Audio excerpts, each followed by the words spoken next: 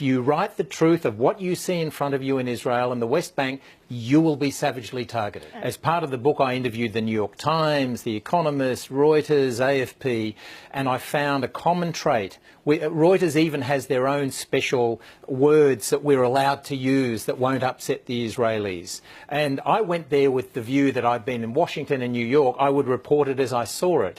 But every time I would write about settlements, something that's factual, you get targeted. I've just been living there for the last year and a half in Jerusalem, and what John says is correct. I mean, I've been writing about this for 15 years. The way it often works is a journalist who is critical, Jewish, non-Jewish, Muslim, Palestinian, Christian, whatever.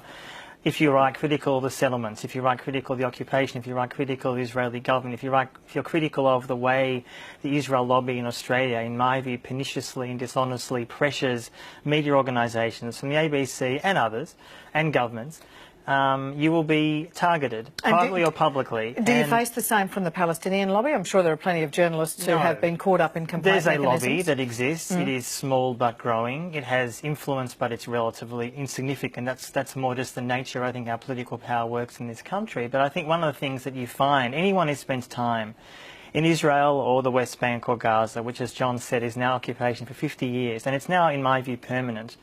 We have to ask ourselves why so many people in the media and the political elites, including in Australia, refuse to say the reality. Occupation as permanence is something that is ugly. There needs to be far more honesty with politicians here and journalists that don't give in to Israel lobby bullying, which happens all the time.